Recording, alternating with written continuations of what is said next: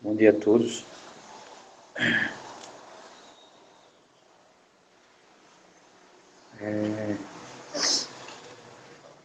Como eu falei, né, ontem eu tinha dito a vocês que hoje a gente ia ver só os teoremas finais e já começar com os exercícios, tá? Muito bem, então vamos aqui à exibição dos teoremas, que foram esses dois, né?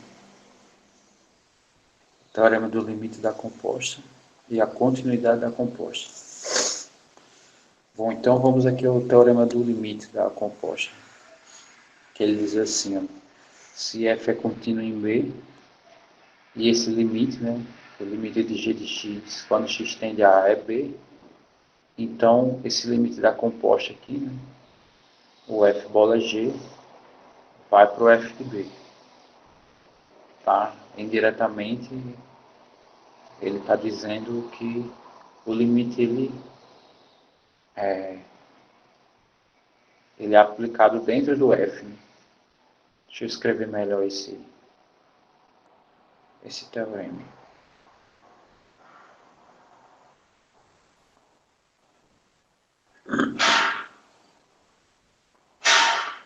Então, vou escrever aqui as condições do teorema. Ele primeiro diz que f é contínuo, tá? Então, essa é a primeira consideração que se faz. Outra é que esse limite aqui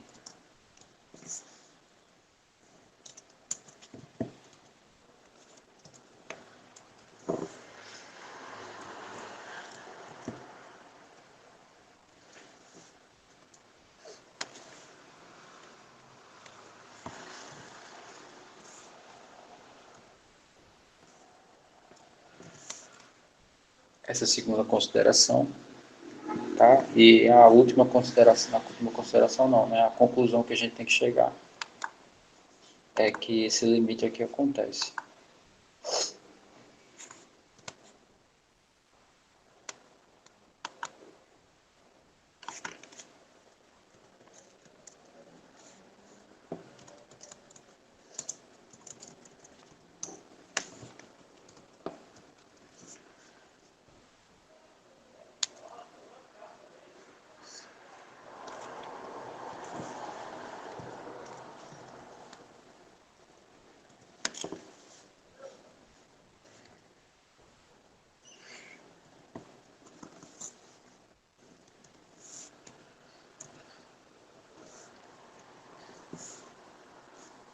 Acho que é o contrário aqui.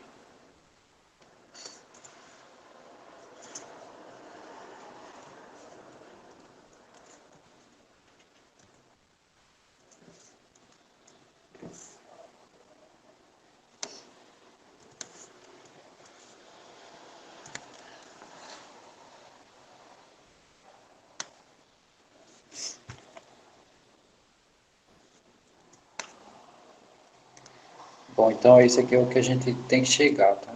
Isso aqui é a premissa do teorema. E a gente quer chegar nesse aqui. Ok.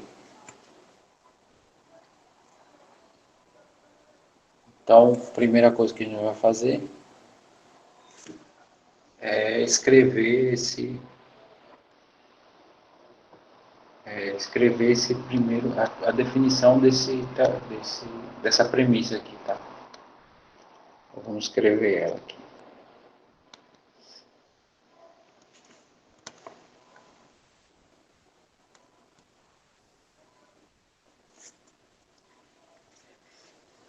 Então,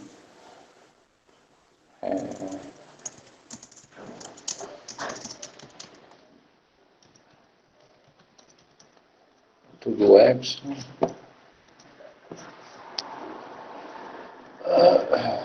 Existe.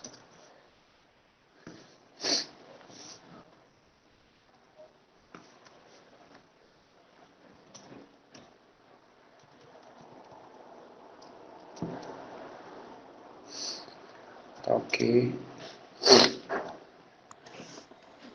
A distância de x para A menor do que delta.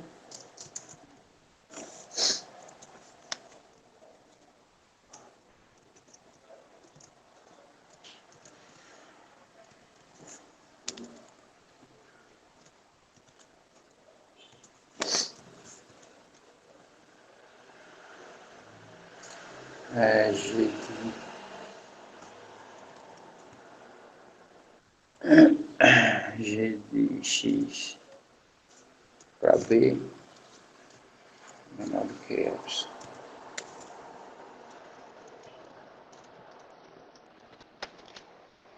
Então tá aí, abrir essa definição, tá? Aqui embaixo. E outra coisa, tá? Ele é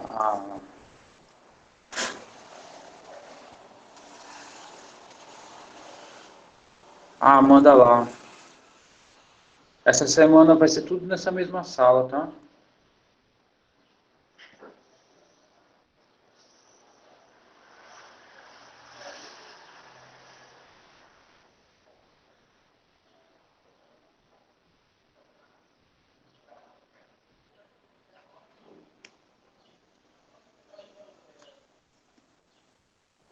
Enquanto ele avisa, eu vou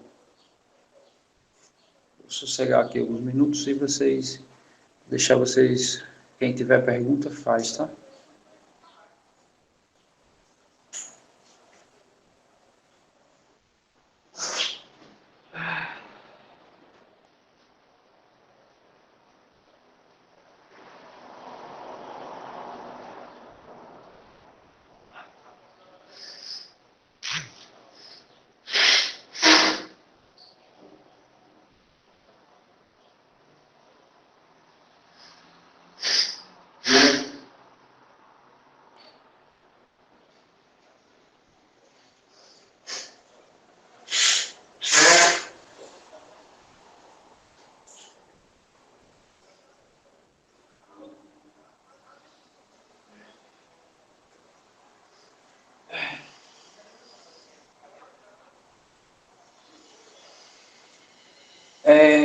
Tá. A parte que nós estamos é nesse teorema aqui, ó. Teorema C7.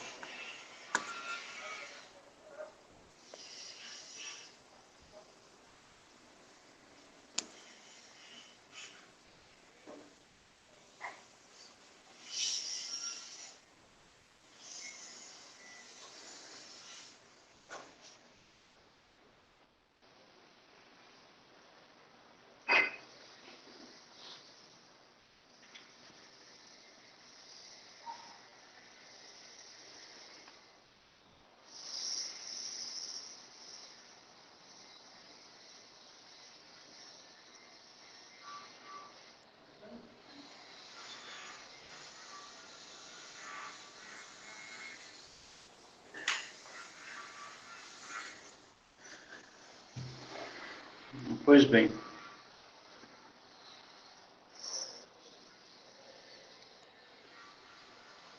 Tá. Obrigado, viu, por ter avisado lá. Mas isso é comum, tá? Só não esperava assim, né? A turma tem 70 e está com menos de 50%. Muito bem, então vamos continuar aqui.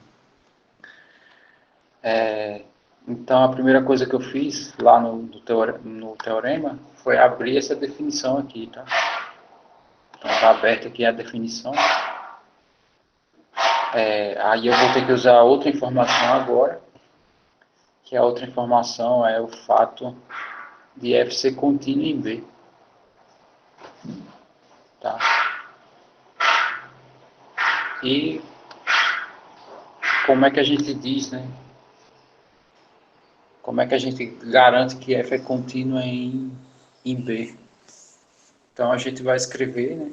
Uma função é contínua em B quando isso aqui acontece. Na verdade, que eu vou mostrar quando uma função é contínua em um ponto, né? Que é isso aqui, ó.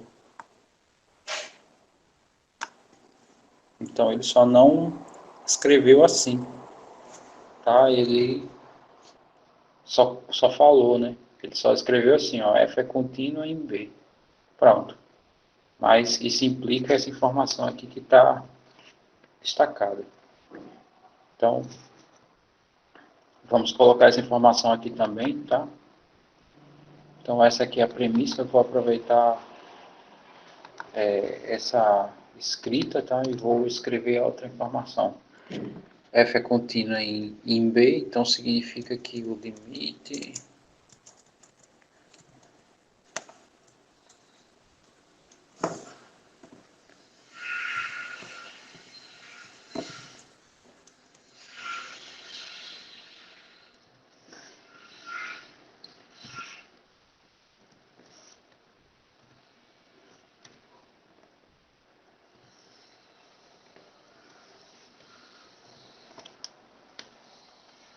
Então, essas são as duas condições que ele dá na premissa do teorema. Tá? Aqui eu já abri uma delas. Vamos abrir aqui a outra. Tá? Como eu vou abrir...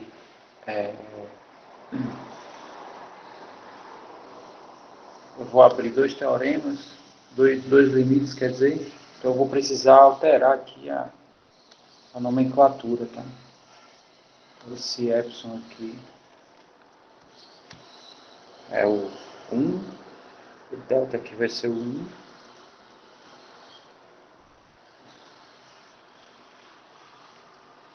Aqui vai ser o 1 e aqui vai ser o 1.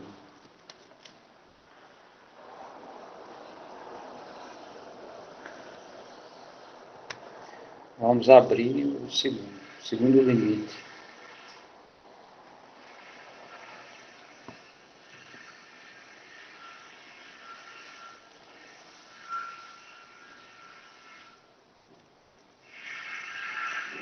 Aqui vai ser agora 2. Aqui 2.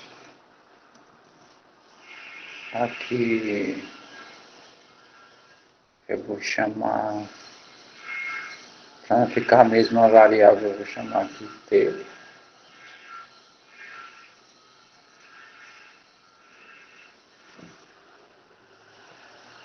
B. Aí esse aqui vai ser delta 2. E aqui vai ser f de T. E aqui f de B.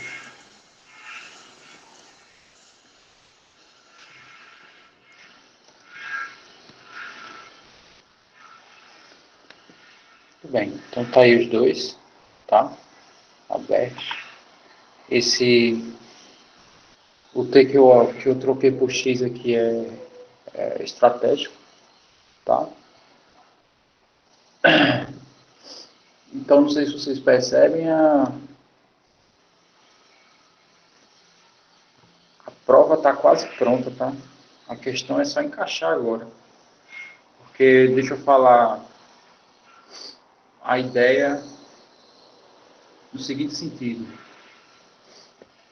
Veja que aqui, o meu g de x, né, o primeiro limite que eu escrevi aqui abrindo a definição, g de x está se aproximando do b. Mas se você observar, esse t está se aproximando do b, né, pelo segundo limite, né, por esse limite aqui.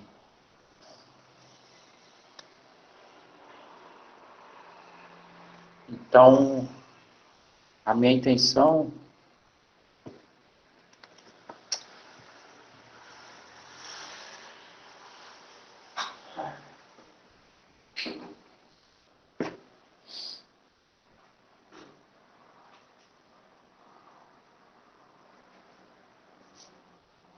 só um minutinho, tive um problema técnico aqui, vocês estão vendo a tela travada aí, mas...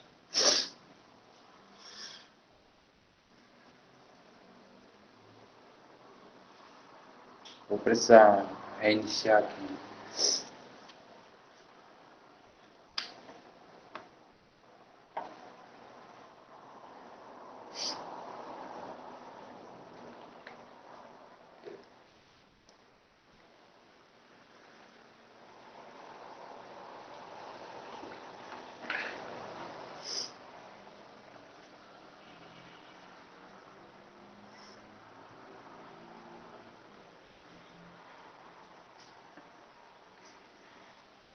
Eu vou ver se jogo o trabalho quinta-feira, tá? Ou sexta.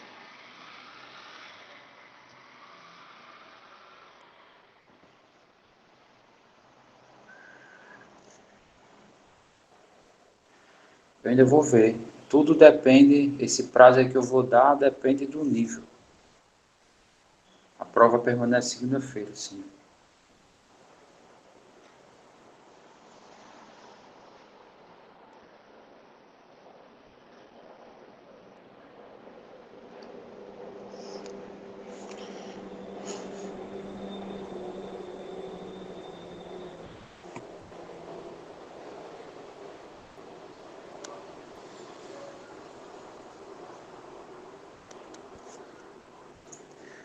Não, que é isso. A gente já estamos praticamente no fim do conteúdo. A partir de hoje a gente já vai começar a discutir exercícios.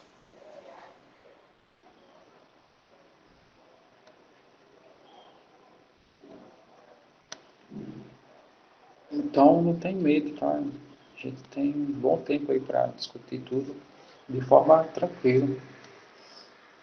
Tá? Ok, voltando aqui ao teorema, essas são as informações que ele dá. Essa aqui é onde a gente quer chegar, tá? E abrir aqui, pela definição, os dois limites, tá? Então, o da esquerda é esse, né, esse limite, e o da direita é esse daqui. Ok. Aí o que eu estava falando, tá? Esse teorema aqui é só questão de encaixe, porque meu jeito está se aproximando de B, né, pelo primeiro limite, e no segundo limite é o T que se aproxima do B, tá? Então, não sei se vocês, né, vão concordar com o que eu vou digitar aqui, mas a gente tem que só ver quem tem que igualar, tá? Aqui para ter o encaixe. Então, uma das igualdades que eu vou impor aqui é que meu delta 2 seja idêntico ao meu epsilon,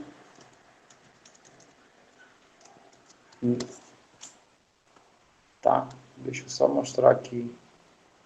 Por quê? Porque se eu faço isso, ó, essa informação aqui, né, ela se torna essa. Mas eu ainda preciso, né, dizer que o T é g de x. Né? Então, isso aqui é o que eu estou considerando, tá? Então, considerando essa primeira informação, agora vou considerar também essa segunda informação, tá? Que T tem que ser g de x.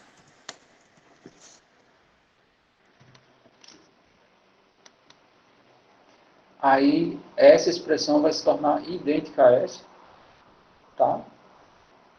E a conclusão, né, dessa informação é essa, tá? Sendo que se o T for g de x, né, então vai dar exatamente essa coisa que a gente quer aqui. Ok, então vamos só escrever, tá? Vou precisar só trocar aqui, tá? Já que eu fiz a troca, eu só vou precisar reescrever fazendo a troca. Então vai ficar assim.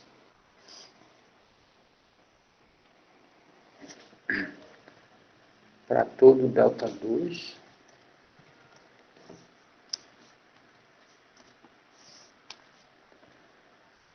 para todo delta 2 existe um delta 1,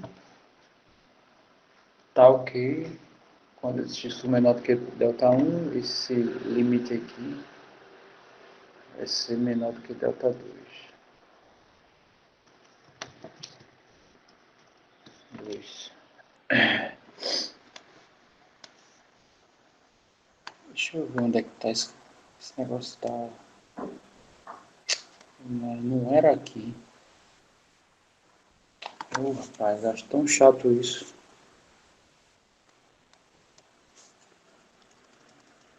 Que ele não... Se você erra, tem que digitar tudo de novo. Deixa eu colocar aqui.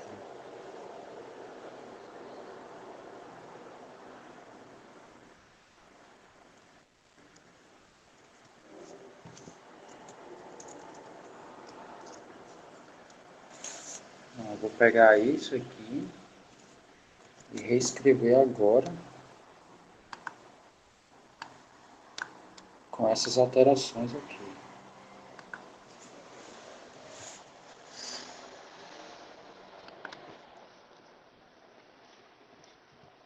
Pronto, agora sim.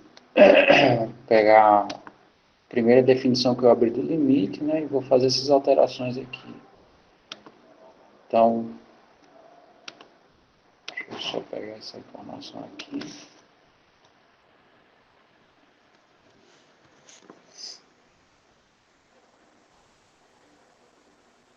Então, isso aqui.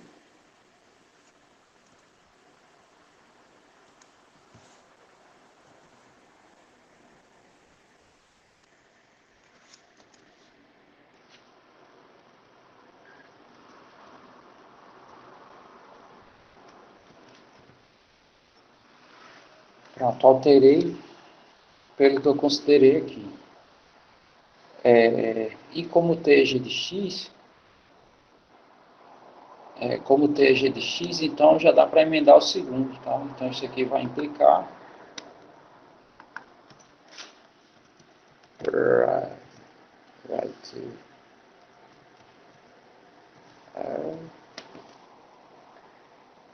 vai implicar nisso aqui.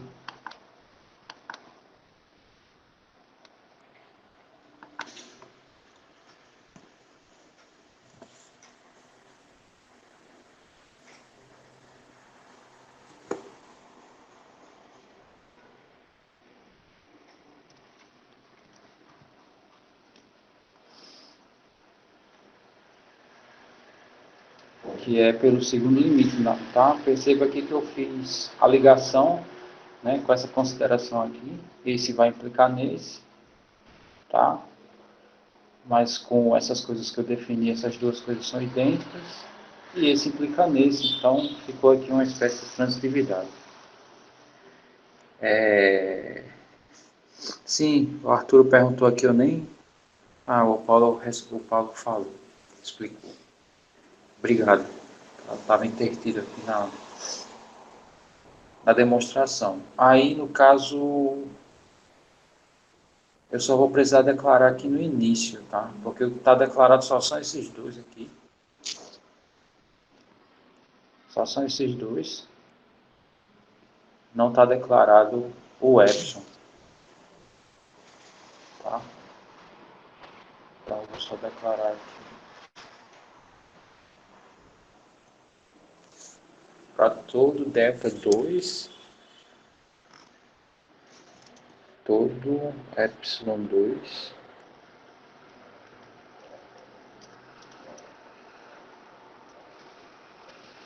maior do que zero. E delta maior do que zero. Tá? Assim.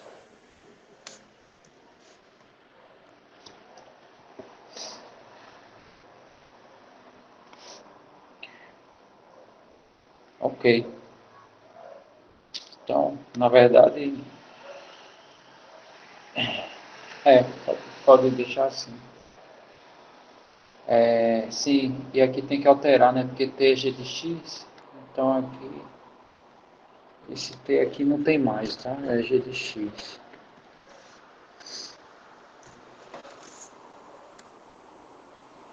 Ok.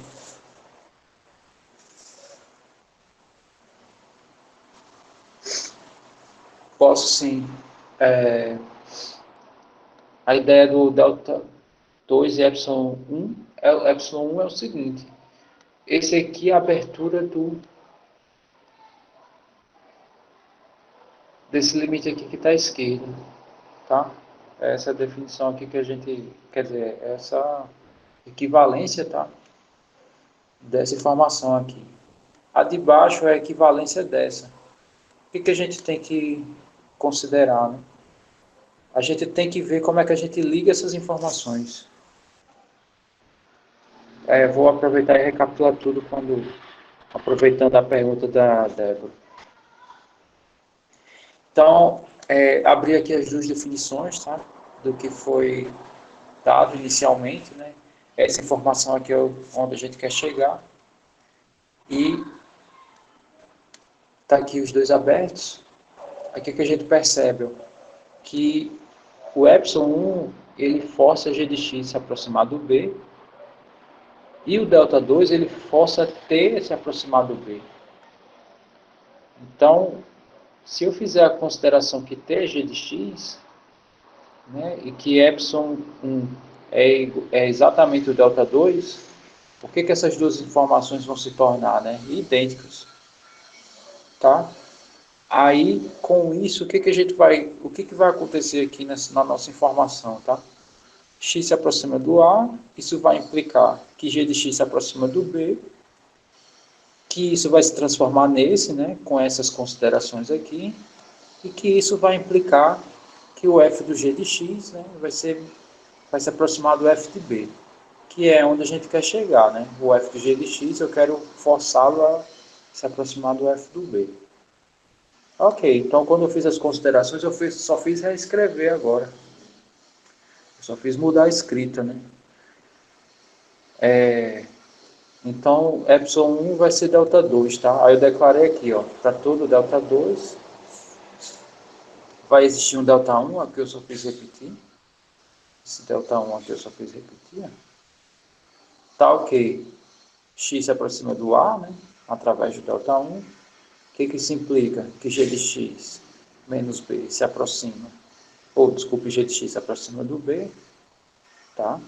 Mas como epsilon é igual a delta 2, né? Então, eu posso dizer que o delta 2 que encurrala o g de x por b, ou eu posso dizer epsilon 1, tanto faz. Aí o que isso vai implicar, né? Vai implicar essa convergência aqui, né? Trocando o t por g de x, está aqui. Menos epsilon 2. Na verdade, só fazendo um comentário para essencialmente dizer o que eu fiz.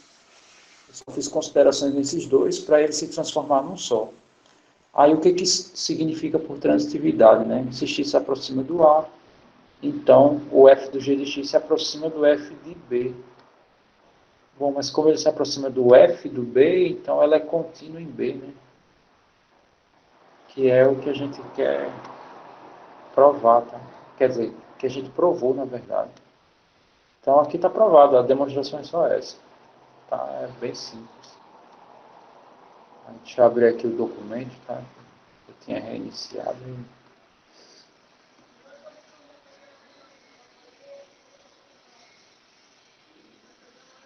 É.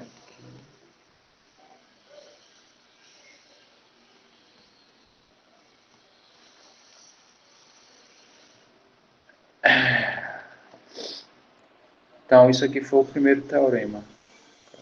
Foi esse teorema C7, tá? A prova dele vou deixar aqui vocês visualizando rapidamente.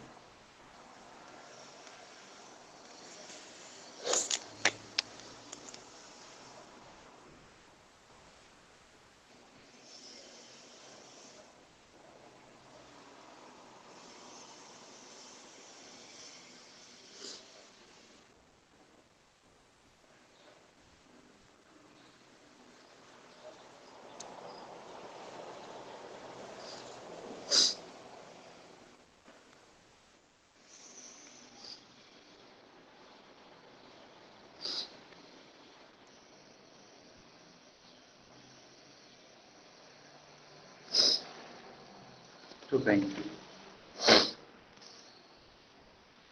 Ok. Aí tem o segundo teorema.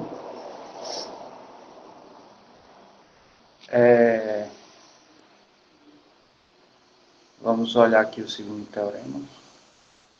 Que ele diz, né, continuidade da composta, tá? Esse aqui é o teorema do limite da composta. A continuidade da composta. Tá? Se G é contínuo em A e F é contínuo em G de A, então F de G é contínuo em A. A ideia é basicamente a mesma da demonstração da anterior. Tá? Deixa eu só mostrar aqui para vocês.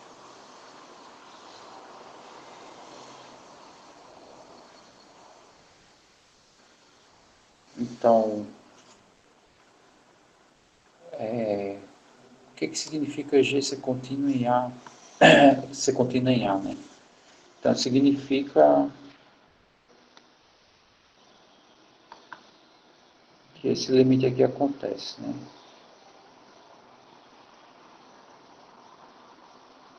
Vou aproveitar esse escrito aqui.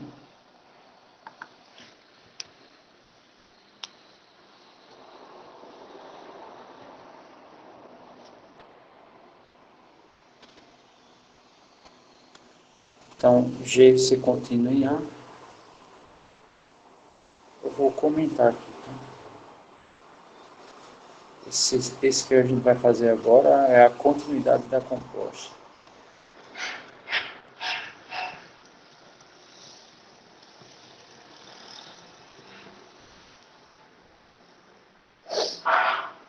Então, G se contínuo em A significa isso aqui.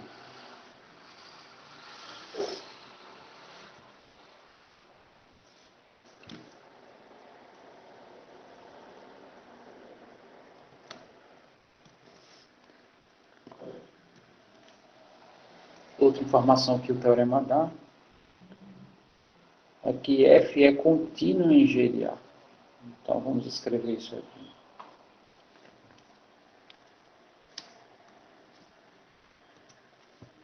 Então, eu vou escrever, vou botar acima e vou só alterar. F, ela é contínua em G de A.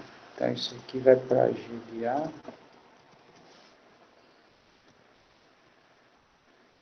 E essa daqui é contínua em G de A. Então, F.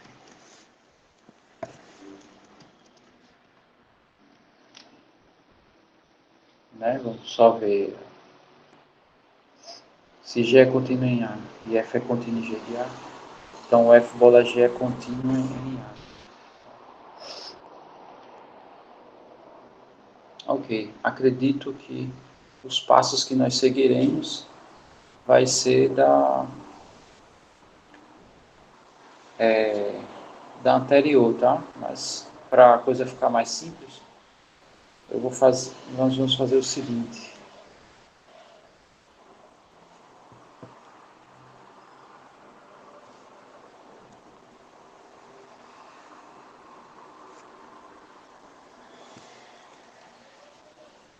Vou pegar aqui, vou aplicar o limite.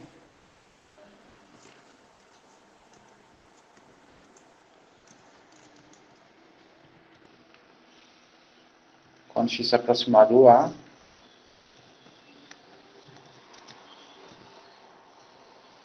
E F é de G de x. Bom, pelo teorema anterior, tá? Então, isso aqui significa que isso aqui vai dar o f do b, né?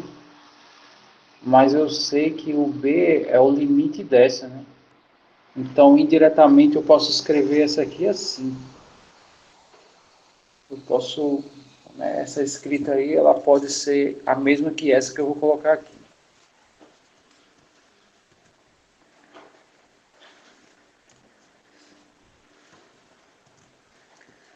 Deixa eu só alterar aqui.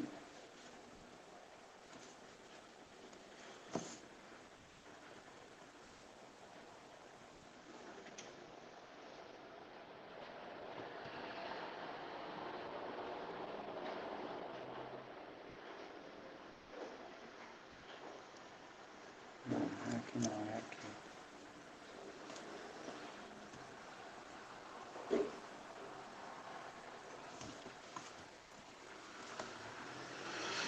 Pronto.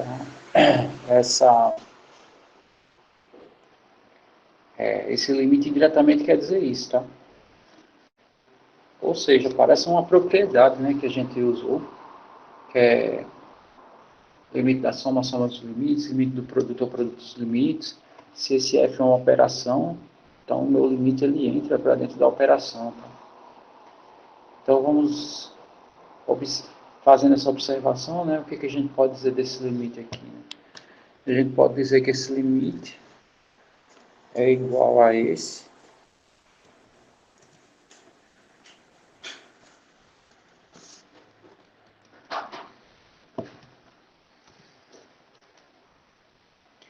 E esse limite aqui já foi dado aqui, ó. O limite de g de x vai ser o g de a. Então isso daqui é igual a, vai ser igual ao f do g de a. Tá? Lembrando que esse passo aqui do meio foi baseado no teorema anterior. Então, onde foi que eu cheguei? Tá? Que o limite, né, da minha f de g de x quando x é próximo do a é o f do g de a. Aí o que isso significa? Que essa função é contínua em a. Tá? Porque inicialmente ele tinha dito que ele era contínuo em g de a. Aí acabou. Tá? Tá aí a demonstração dos dois teoremas, tá? Que faz com que essas duas informações que eu comentei dos exemplos, né, sejam possíveis. Ok.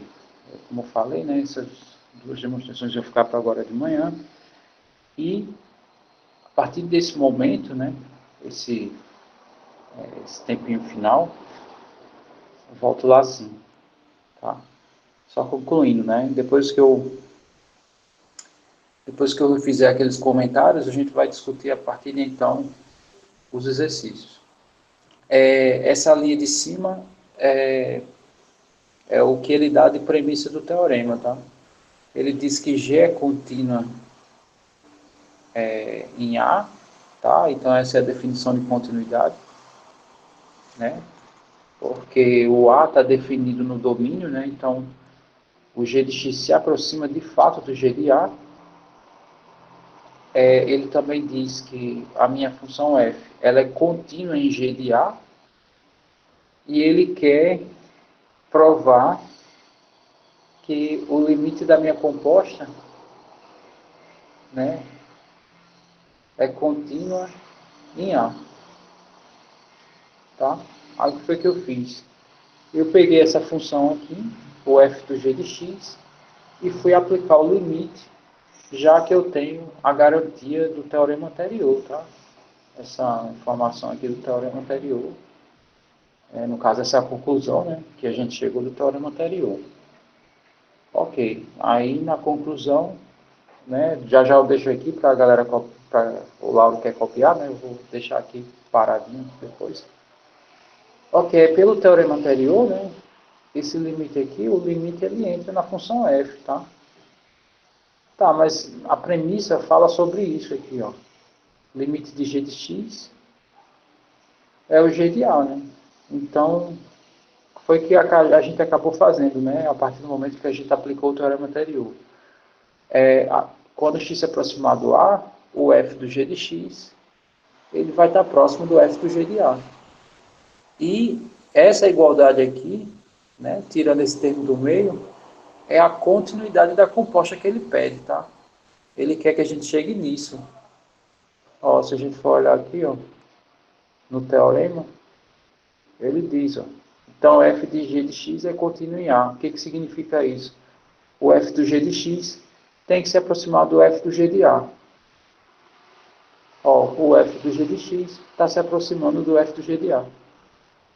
Então, conseguimos a demonstração da continuidade da composta. Tá?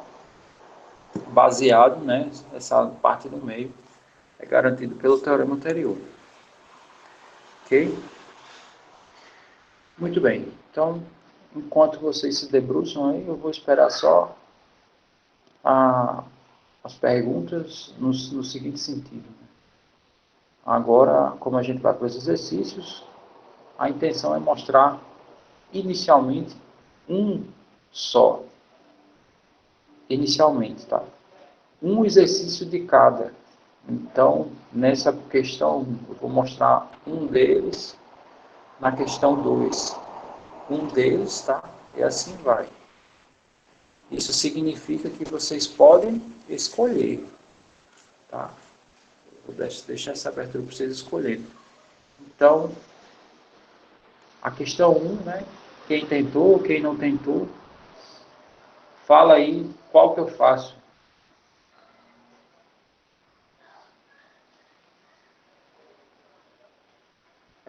Enquanto vocês escolhem, tá? Eu vou só botar a comida aqui dos gatos, que eles estão quebrando tudo aqui em casa. AD. AD, ok. Então já foi escolhido. Vou fazer AD. Tá? Dei só 2 minutinhos aqui só para... desculpa aí a demora, tá? Os gatos estavam quebrando tudo aqui e estavam morrendo de fome. É a revolução aqui, né?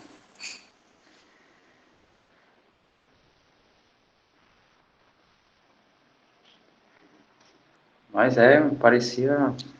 Eu acho que eles andaram assistindo os noticiários, sabe? Estavam quebrando tudo aqui, estavam brigando entre si, derrubando tudo. Estavam muito agitados, muito bem. Então vamos voltar aqui. Sim, já foi escolhido o item D da primeira questão, tá? Ok, então vamos mostrar que esse limite aqui está indo para zero pela definição, tá? Tem um teorema que garante isso, né? Que é o teorema... Na função seno nós falamos de dois teoremas, tá? Então, o seno de zero a gente sabe que é zero, né? E que esse limite, o limite do seno de x quando x vai para zero, é o seno do zero, né? Pelo teorema. Mas não é isso que ele pede aqui, tá? Ele quer pela definição. Né? Provar isso, né? Provar que esse limite é isso aqui mesmo. Então, aquela velha ideia, tá?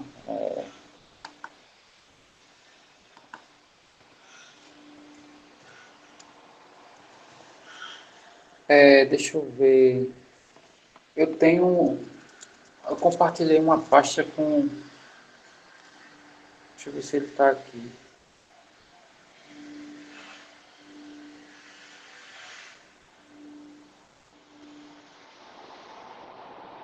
Com Gabriel Passos. Tá? Gabriel Passos, ele digitou todos os exercícios. Deixa eu ver aqui. Se ele só puder me ajudar a encontrar essa pasta, eu ficaria tão feliz.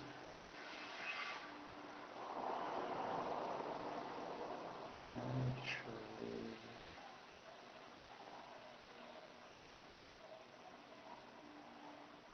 Me ajuda aqui, Gabriel, a encontrar essa pasta compartilhada.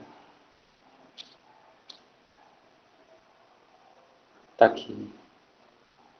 Esse aqui, né? Lista de exercícios. Olha aí. Então, o Gabriel contribuiu, tá? Ele colocou aqui os itens, ó, né? Para ir preenchendo. Muito bem. Então, se estivéssemos ao vivo, tá? Eu ia pedir uma salva de palmas aí para ele, tá? Mas cada um bata suas palmas aí em casa, tá? Sem ligar o sem abrir o microfone, tá? Então,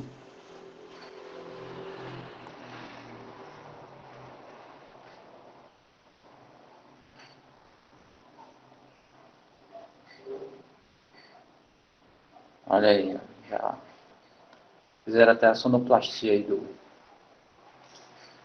das palmas, tá? Muito bem. Então, para resolver esse exercício, a primeira coisa que a gente vai fazer, né, já que ele quer a definição, é abrir a definição disso daí, tá? Então, para abrir a definição disso, vamos escrever, né? Isso aqui a gente já conhece, já está manjado, já fizemos muitas vezes. Então, para todo epsilon maior do que zero, né? Faltou aqui o for all. Para todo epsilon maior do que zero, existe delta maior do que zero.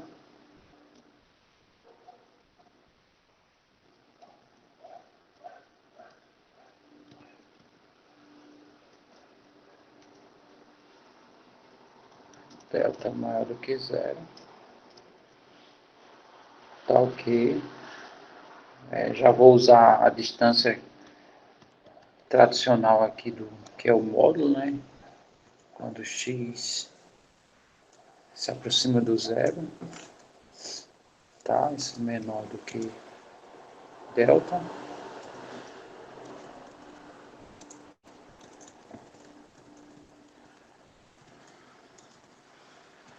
Isso vai implicar, né, que a distância da minha função, que é seno de x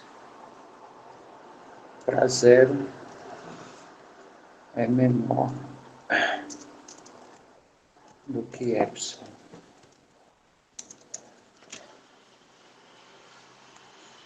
Ok, né? Primeira parte é tranquilo. É isso que a gente quer provar, tá? É exatamente isso daí.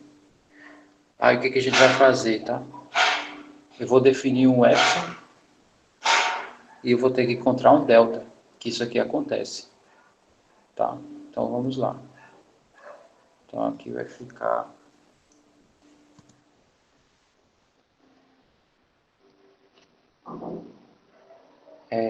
então vamos considerar aqui um epsilon. Um epsilon para que isso aqui aconteça, tá?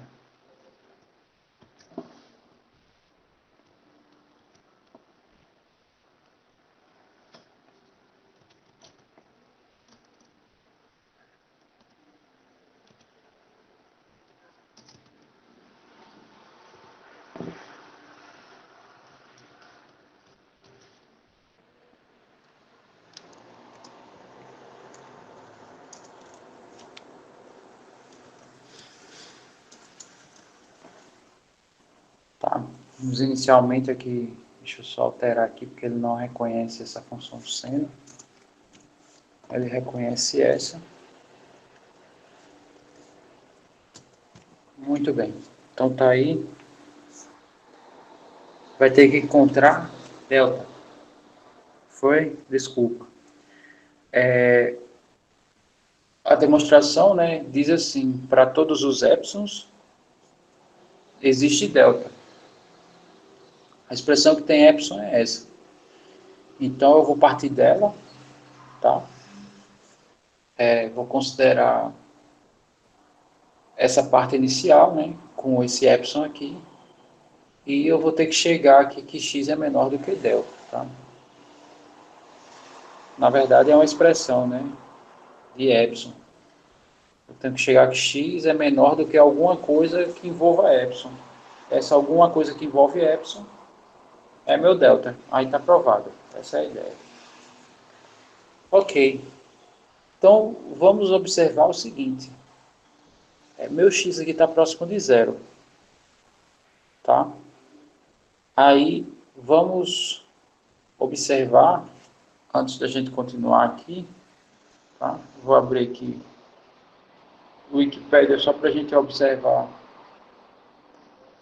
como é o gráfico da função seno, tá? Só para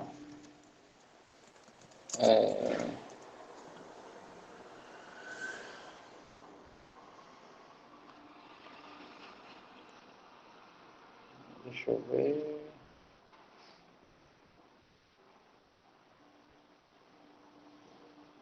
Será que ele aparece aqui? Aparece.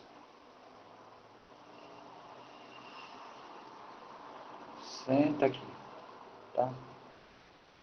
Então, esse é o gráfico da função seno, tá? Isso aí a gente sabe, né? O seno de 0 é 0, sendo que ele quer que prove, né? Então está aqui o gráfico da função seno. Por que que eu estou mostrando esse gráfico, tá? Que é só para ver o que acontece perto do zero.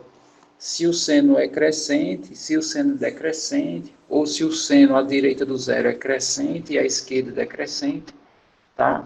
Precisamos fazer isso para ver o que a gente pode fazer na demonstração, tá? Então, a gente está pegando o intervalo aqui de x pequeno, tá? Bem próximo do zero. E o que a gente sabe? Que no intervalo de menos π sobre 2 até π sobre 2, tá? Que aqui é o eixo y, né? A minha função ela é crescente.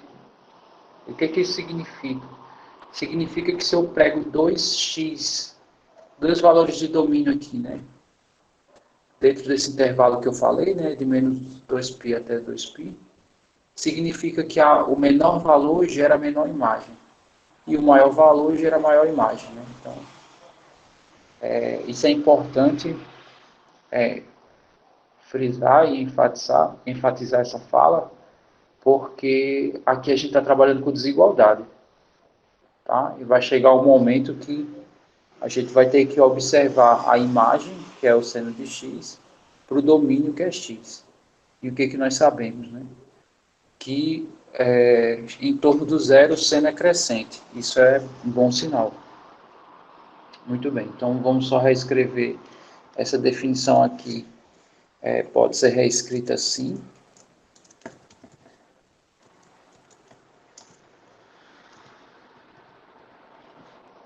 Pode ser reescrita assim, como eu vou mostrar aqui. Tá? Isso aqui barra seno de x está entre epsilon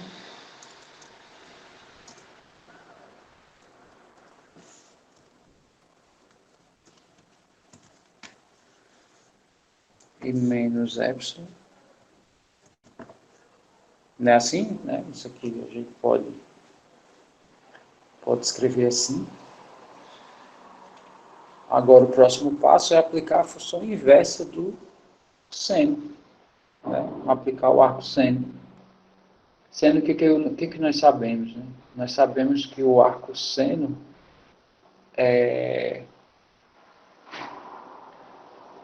nesse intervalo aqui, né, ele vai obedecer a essas desigualdades. Por quê? Porque ela cresce, ela é crescente. Então, a imagem maior, né, suponha que esse epsilon vai ser minha imagem maior quando eu aplicar o arco seno. Então, o elemento do domínio gerador da altura epsilon, né, que é o que o seno faz, vai ser o maior de todos. Então, ok. O fato de ter mostrado o gráfico, né, trocando em miúdos, era só para dizer que quando eu aplicar o arco seno, essas desigualdades não serão alteradas. Então vamos escrever isso, tá? Então life to arrow, isso significa, né? Eu vou pegar essa linha anterior aqui.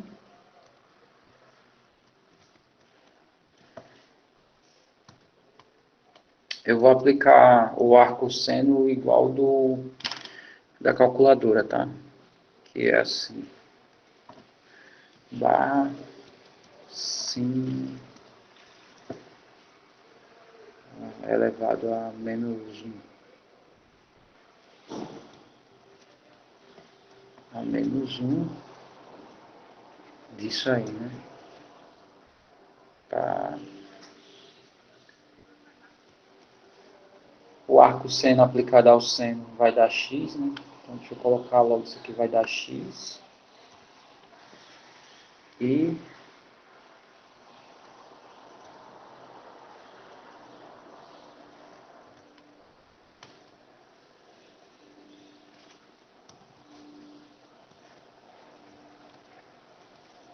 então tá aí essa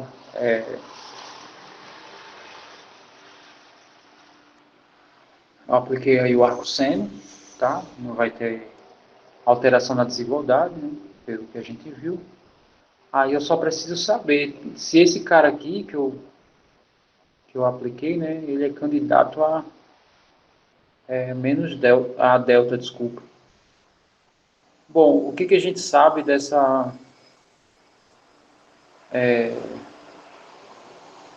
do seno, tá? Da função seno? O seno aplicado próximo do zero, né? O seno próximo do zero. Deixa eu ver se ainda está aqui.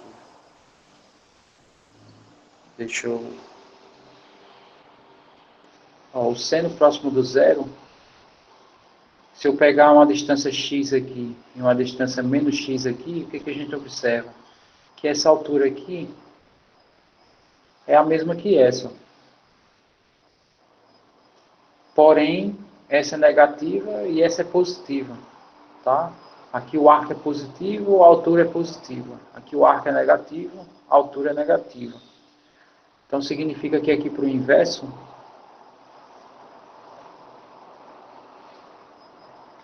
significa que aqui para o...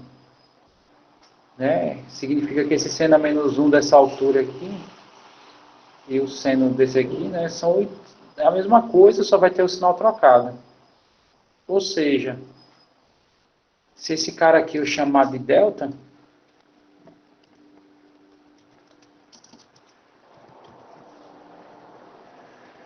esse carinha aqui vai ser menos delta, tá? Então,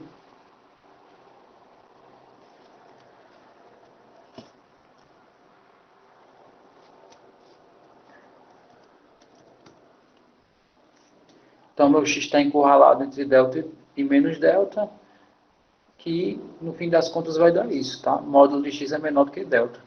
Então está provado. No caso acabou, tá? A demonstração é essa daí. Isso, né? O Arthur colocou aí a definição, então a demonstração ficou bem curtinha, tá?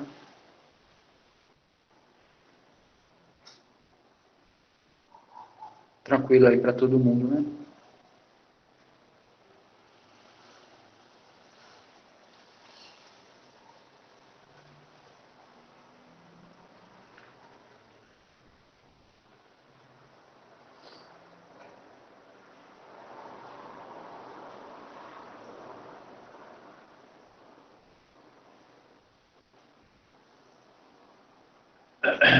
Ok.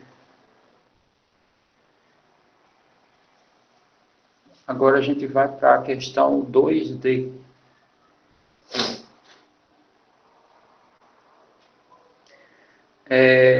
Do inverso do seno é baseado no gráfico, tá? Baseado no gráfico. Deixa eu pegar aqui outro local para rascunhar. O que esse gráfico aqui está me falando, tá? Esse gráfico aqui me fala. Por exemplo, vou pegar aqui esse valor aqui, né, que vocês estão vendo aí onde está a minha setinha. Meu x é π sobre 2, tá? Quem é o seno de π sobre 2? Dá 1. Aí aqui é menos π sobre 2. Aí quem é o seno de menos π sobre 2? Dá menos 1. Tá? Então o que isso aí está me falando? Está me dizendo o seguinte, que o seno... Deixa eu botar maior.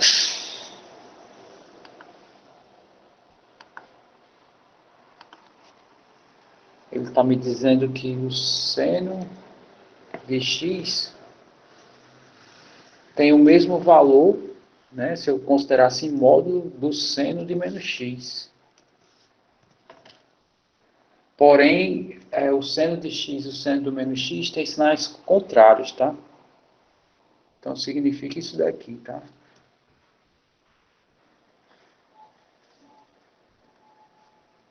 Isso aqui.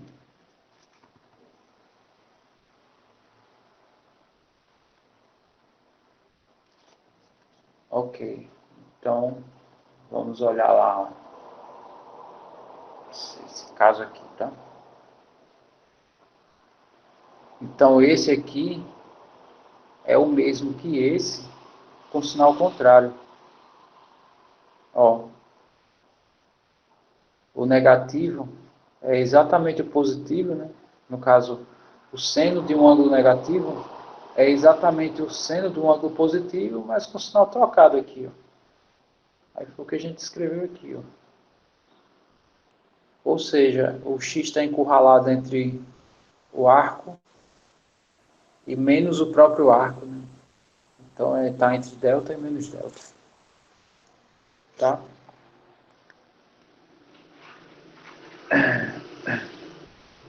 Melhorou aí, Lauro? Ou ainda está obscuro?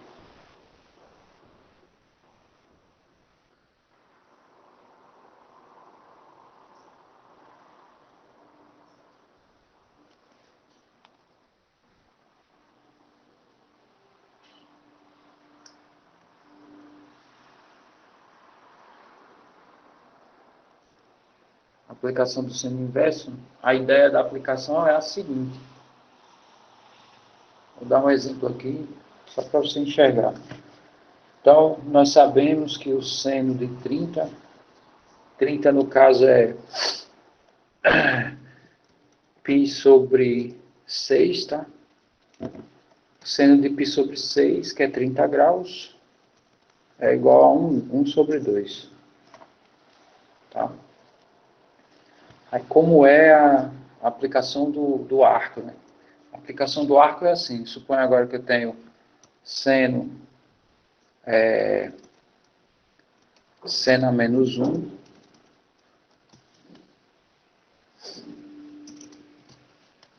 eu tenho seno a menos 1 do, vou botar arco, né, já que aqui não... Então, arco, seno de 1/2. Ou seja, o que ele quer saber agora? Ele quer saber qual é o ângulo, né, onde o arco, através do seno, dá 1 sobre 2. Ora, o ângulo gerador do seno, né, no caso, o ângulo que gera o seno igual a 1 sobre meio, 1 sobre 2, desculpe, é π sobre 6. Tá? Então, é a ideia inversa. Isso. O Arturo colocou aí, tá? Então, no seno, né, eu dou o ângulo, ele dá a altura. No arco, eu dou a altura, ele vai dizer qual é o ângulo que gera aquela altura. Na verdade, o arco ele gera mais valores de forma geral, tá? Não é só o seno de π sobre 6 que dá 1/2. Tem mais valores, tá? Que é baseado no ciclo trigonométrico. Muito bem. Agora, vou para a questão 2D, tá? Na ordem aí das falas, né? Normalmente eu sigo o primeiro que fala. Essa é a vantagem, por um lado, né? A vantagem do chat é que, às vezes, várias pessoas falam, né? Aí, aqui eu tenho como ver quem é a primeira. Então, vamos lá para 2D. 2 e tem D. Muito bem. Então,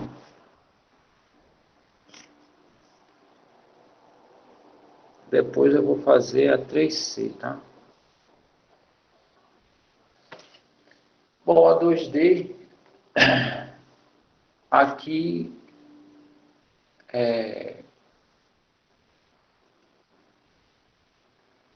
tem uma técnica que a gente viu, né? Para desenvolver esse limite aqui. Acho que ele só usa o limite e bota só uma vez, ó. E funciona.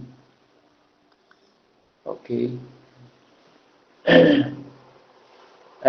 A técnica que a gente vai usar, né, a técnica que a gente viu para esses casos aqui é trocar a minha variável. Tá? Tem essa técnica da parametrização para esse caso aqui. Eu não sei se com conjugados a gente conseguiria isso. Eu acredito que talvez, tá? A razão é porque esse cara aqui é um índice par. No exemplo que a gente viu no documento, esse cara aqui tinha um cara que era ímpar. Tá? Aqui ambos são pares. Então, eu não estou dizendo que é garantido, tá? Mas o que eu estou dizendo é que possa ser que exista algum conjugado aqui, pode ser, pelo fato dos índices serem pares. Aí tem que só ver qual é, né? Mas vamos fazer pela maneira que a gente viu, tá? Então, a primeira coisa, a gente tem que trocar isso por uma variável, tá? Que satisfaça as duas raízes. Como a raiz do 4, né? Raiz de índice 4, né? O 4 é múltiplo desse, né? Então eu acho que a parametrização inicialmente desse já vai garantir a de baixo. Então vamos escrever isso e ver o que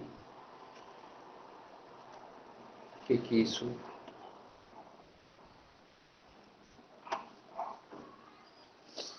Então vamos fazer SQRT. Deixa eu só ver aqui como que.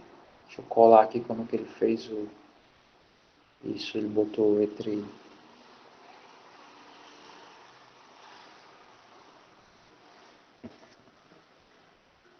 Oxi. De novo, SQRT 4 de X. Isso aqui vamos chamar de T. Tá? Vamos chamar isso aí de T. Ok, aí o que significa, né? Se isso é isso,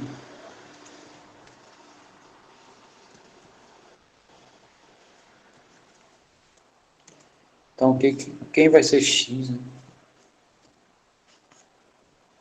X vai ser t a quarta, muito bem. X vai ser t a quarta. Ok. E outra coisa, né? X está indo para 16. Quando a gente refizer o limite, aqui não dá mais para ser x, tá? Vai ter que ser outra coisa. No caso, vai ter que ser t, né? Ok, então se x vai para 16, t a quarta que vai para 16, né? E se t a quarta vai para 16, então t vai para onde?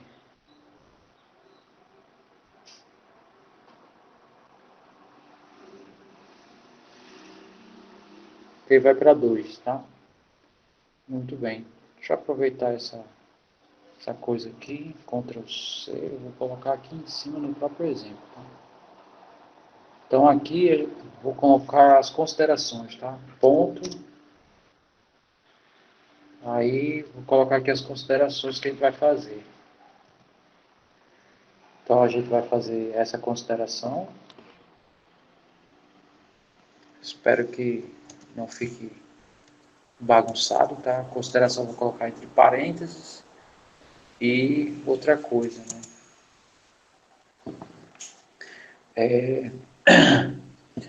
T a quarta. Ele está indo para 16. E isso aí vai significar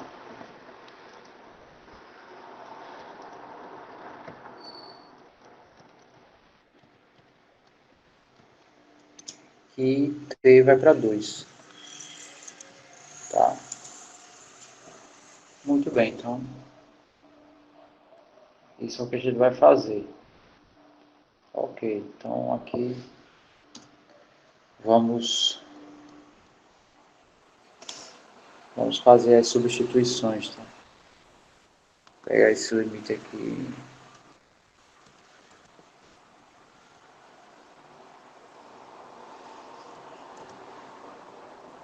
Fazendo as trocas, tá?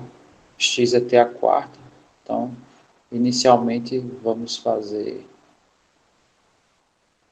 as trocas respectivas. Aqui não é mais x, tá? Vai ser o t indo para 2.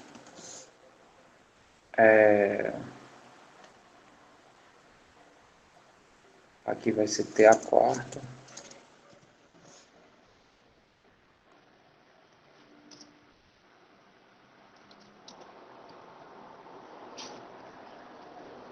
E no lugar de x é t a quarta.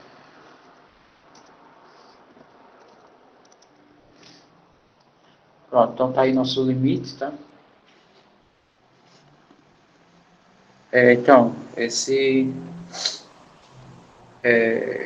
eu fiz o comentário pelo que o Christian colocou. Acho que foi o Christian que colocou mais em cima. Deixa eu ver quem foi que comentou. Pronto, foi o Christian mesmo. Ele comentou que não conseguiu pelo conjugado, tá? Não significa que não exista a solução por conjugado. Aí a razão de talvez existir é o fato de os índices da raiz serem pares, tá? Então possa ser que exista, mas eu não sei quem é a priori, tá? Então a gente vai fazer pelo caminho tradicional que nós fizemos para questões desse tipo, tá? Ó, a Brenda fez pelo conjugado aí. Isso é bom só para enfatizar, né? Nesse caso aí, beleza, deu pelo conjugado, mas se fosse uma raiz que não desse, né? Aí esse caminho era a solução, tá? Então vou aproveitei e usei o caminho universal para esses casos. Tranquilo? Ok. Então, o próximo... Oh, rapaz, eu não acredito não. Desculpa aí, tá?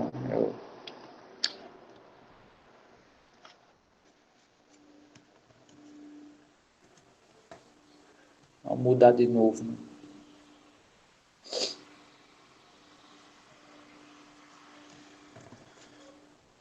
Deixa eu só alterar de novo aqui. Aqui é 2. Aqui é T.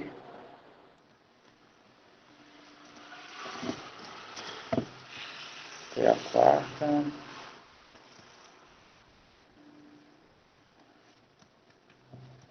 T a quarta. Tá, e o próximo passo, do jeito que está aí, esses textos têm raiz, né? Então, vamos tirar essas raízes aí.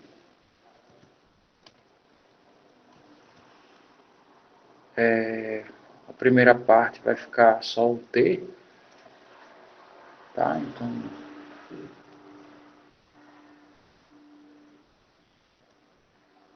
essa parte aqui vai ficar só o T, né? E a de baixo vai ficar T ao quadrado.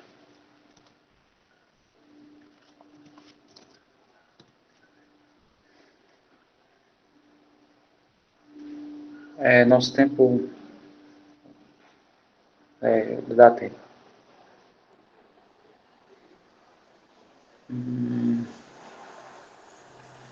Tá, correto, né? Correto o que o Arturo colocou, né? Não é para ser módulo? De fato, é para ser módulo. Mas nem sempre a gente precisa deixar o módulo, tá? A razão é o t está próximo de 2, tá? Aí o t estando próximo do 2, do lado direito, né? A direita do 2 só tem valores positivos. A esquerda também,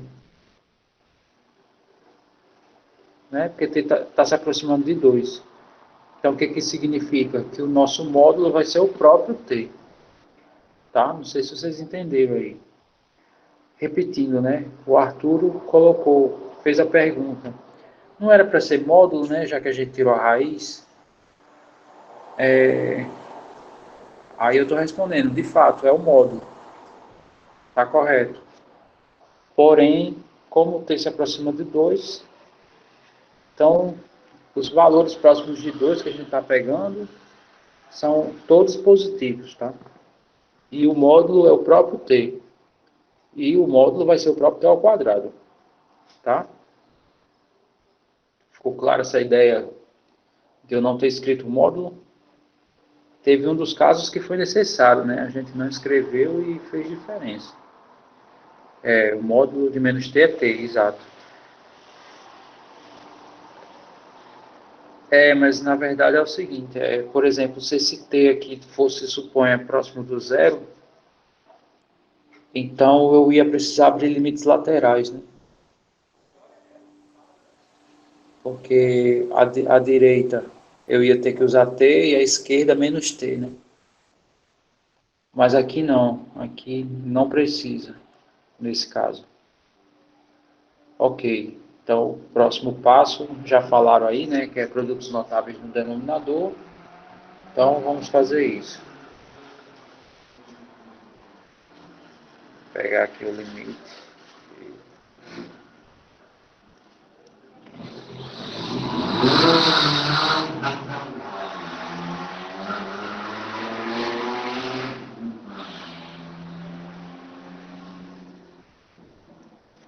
Então isso aqui eu vou trocar por isso, tá? Aqui é T menos 2 e T mais 2, tá? Significa que aqui vai cancelar, né? T menos 2 com T menos 2, e o nosso limite ele vai se resumir a isso.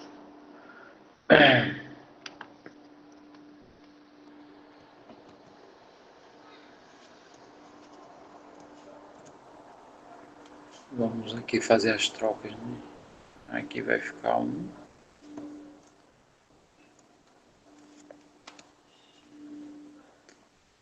E aqui vai ficar... Muito bem. Aí agora não tem mais problema, né? Então esse limite aí vai dar 1/4. E pronto. Pelo horário, né? Eu já estourei. Tá? Vou ficar por aqui hoje. À noite a gente continua os exercícios. Tá? Aí eu vou fazer um de cada, a priori. Quando terminar, né? Como a gente tem muitos dias aí à frente.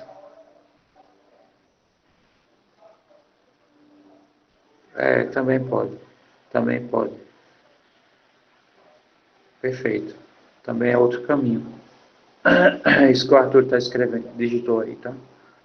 Veste produto notável, pode usar a regra do resto dos polinômios. Também vai chegar nisso.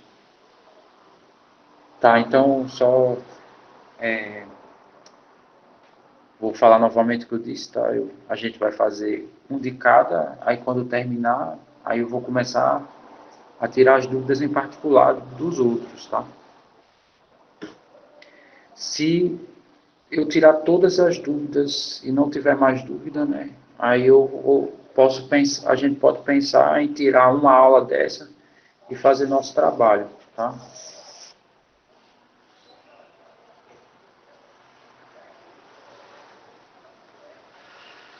Aí aí depende, né? Depende do andamento, né? Porque terça-feira nós temos até a sexta, né? Manhã e noite, né? Temos muitas aulas para revisar esses exercícios, tá? Mas a ideia é tenta fazer todos, tá? Quanto mais dúvidas, melhor, tá? E é isso. Então, vou aguardar aqui algumas dúvidas. Quem não tiver dúvida já está liberado. O professor fiz diferente, eu comecei. Bom almoço aí para vocês, né? Para quem já está saindo.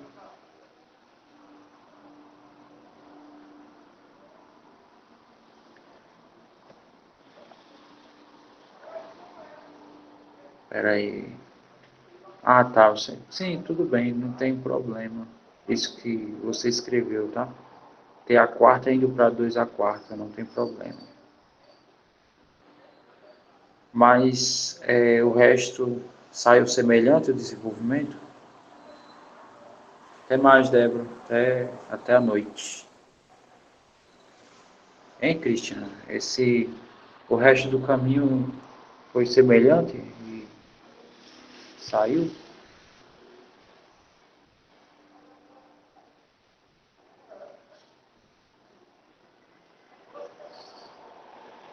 Ah, então tá bom. Tranquilo, é outro caminho, tá? Aqui não existe caminho fechado, tá? Não sou eu que digo é assim, pronto, tá? Aqui tem vários caminhos, né? O teorema, ele só garante algumas afirmações, tá? As maneiras de resolver aí depende da imaginação e habilidade, né, de cada um. Quanto mais variável, mais interessante, né?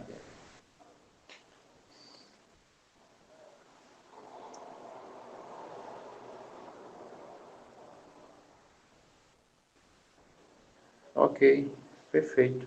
Sim, sim, sim. Tranquilo. Também não tem problema.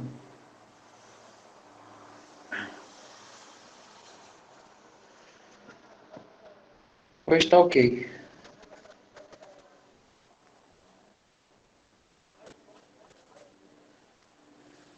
Mas alguém tem alguma pergunta a fazer?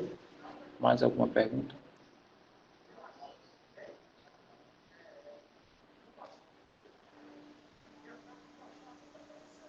Se não, tá, eu vou encerrar aqui.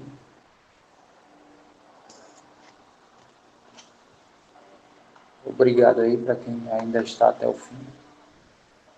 Tá, mas eu vou dar uma encerrada aqui.